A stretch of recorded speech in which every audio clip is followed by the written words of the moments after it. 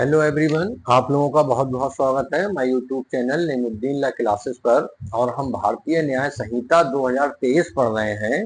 ये आपको याद रखना चाहिए, भारतीय न्याय संहिता 2023 1 जुलाई 2024 से लागू है।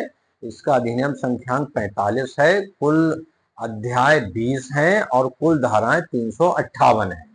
और हम आज इसके बहुत महत्वपूर्ण अध्याय पर आ गए हैं। अध्याय 3 है साधारण अपवाद। ये आप देख रहे हैं बोर्ड पर, ये साधारण अपवाद है और ये है अध्याय 3।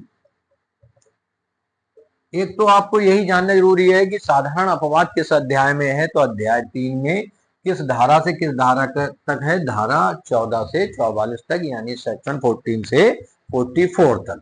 इसमें एक एक धारा इंपोर्टेंट है, विद केस लॉज हम पढ़ेंगे, उसके फैक्ट समझेंगे। तो आज हम पहली धारा शुरू करते हैं, धारा 14 यानी 14। धारा 14 क्या कहती है कि विधि द्वारा आबद्ध या तथ्य की भूल के कारण अपने आप को विधि द्वारा आबद्ध होने का विश्वास करने वाले व्यक्ति द्वारा किया गया कार्य। यानी कभी कभी ऐसा होता है विधि द्वारा आबद्ध।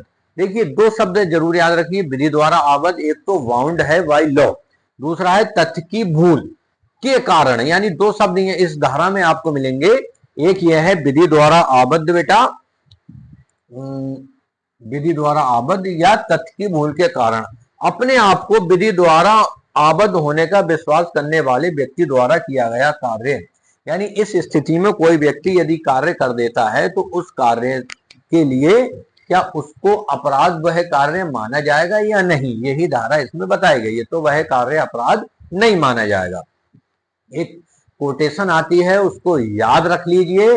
तथ्य की भूल क्षम्य है, विधि की भूल क्षम्य नहीं। ये प्री मेंस इंटरव्यू तीनों में आता है। इग्नोरेंसिया फेसिड एग्जीक्यूट, यानी यह है कि ये तथ्य की भूल क्षम्य है। इग्नोरेंसिया लेजिस नेमिनेम एग्जीक्यूट्स, यानी विधि की भूल क्षम्य नहीं है। तो ये चीज इसमें बताई गई है। इस धारा के 4 पॉइंट निकल के आते हैं, हम 4 पॉइंट समझते हैं। वो क्या है?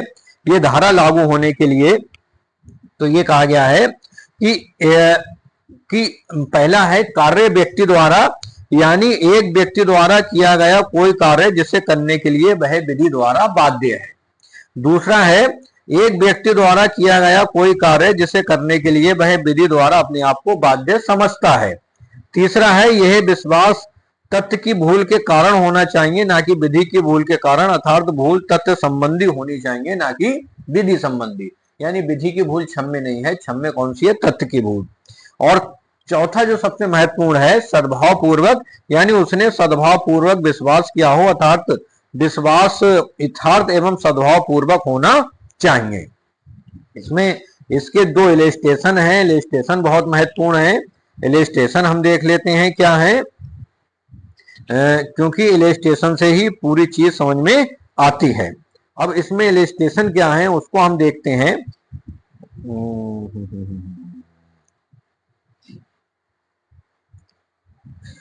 ये है पहला इलस्ट्रेशन है, 2 है। ये है विधि के समादेशों के अनुवर्तन में अपने वरिष्ठ पुलिस ऑफिसर के आदेश से एक सैनिक का भीड़ पर गोली चलाता है, कहा ने कोई अपराध नहीं किया है।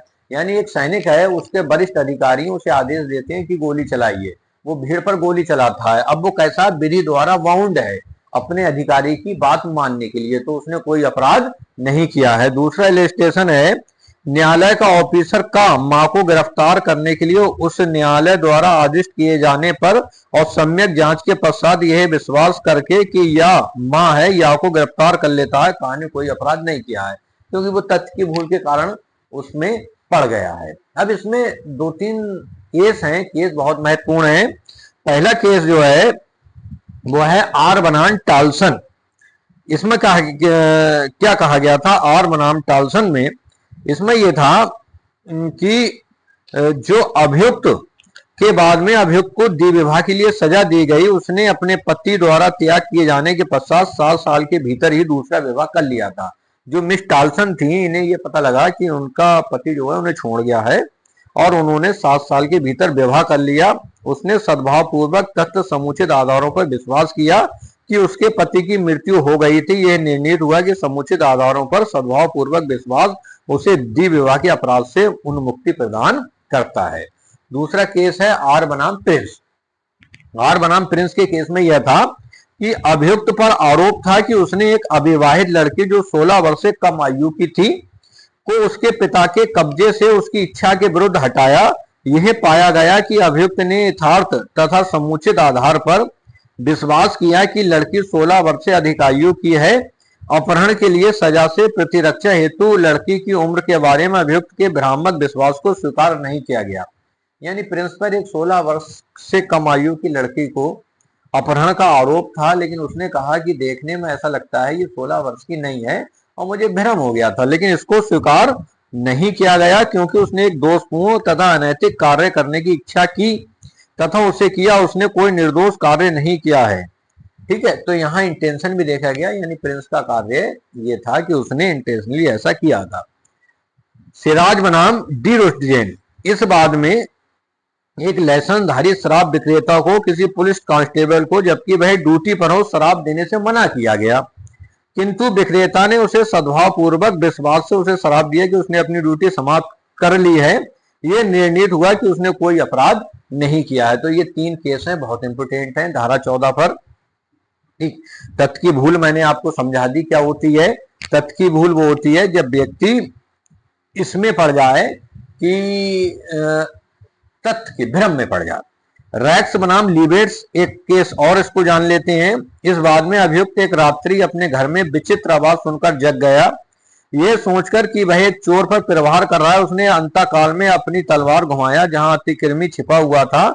उसने अपने नौकर के मित्र को जो वहां नौकर के निमंत्रण पर आया था मार डाला। उसे मानववध नहीं माना गया क्योंकि इसे उसने अज्ञानतावश मृतक को चोट न पहुंचाने की इच्छा से किया था। कुछ मामलों में जिनमें भूल को प्रतिरक्षा हेतु अभिविचित किया जा सकता है। भाई रैक्स बनाम लिबेट्स का केस भी है। तो ये धारा 14 थी। इसको मेनली तो आप यही समझ सकते हैं कि धारा 14 क्या है। धारा 14 यही कहती है कि विधि द्वारा आबद्ध या तथ्य की भूल के कारण अपने आप को विधि द्वारा आबद्ध होने का विश्वास करने वाले व्यक्ति द्वारा किया गया कार्य कोई बात अपराध नहीं है। जो ऐसे व्यक्ति द्वारा की जाए जो उसे करने के लिए विधि द्वारा आबद्ध है या जो तथ्य की भूल के कारण ना कि विधि की भूल के कारण सद्भाव पूर्वक विश्वास करता है कि वह उसे करने के लिए आबद्ध है, तो इसमें फिर इसको कोई बात इस बात को अपराध नहीं माना जाएगा। यानी धारा 14 किस चीज का बचाव देती है, आप इसको समझ लीजिए। धारा 14 बचाव देती है जब कोई व्यक्ति विधि द्वारा आबद्ध समझकर, जैसे एक हमने इलस्ट्रेशन पढ़ा था, एक सैनिक अपने वरिष्ठ अधिकारी के आदेश पर एक भीड़ पर गोली चला देता है, वो विधि द्वारा आबद्ध है, तो कोई इसमें अपराध नहीं माना जाएगा। तथ्य की भूल के कारण, जैसे एक न्यायालय से एक वारंट जारी हुआ ए के लिए, लेकिन बी को ए समझकर न्यायालय का ऑफिसर उसको गिरफ्तार कर लेता है, तो वो तथ्य की भूल के कारण है। सद्भाव पूर्वक यहाँ भी कोई अपराध नहीं माना जाएगा। यानी धारा 14 एक अपराध से बचाव देती है जब कोई व्यक्ति विधि द्वारा आबद्ध या तथ्य की भूल के कारण अपने आप को विधि द्वारा आबद्ध होने का विश्वास करने वाले व्यक्ति द्वारा कार्य कर लेता है। तो इस वीडियो को ध्यान से देखिए, कोई चीज समझ में ना आई पूछ लीजिए। धन्यवाद।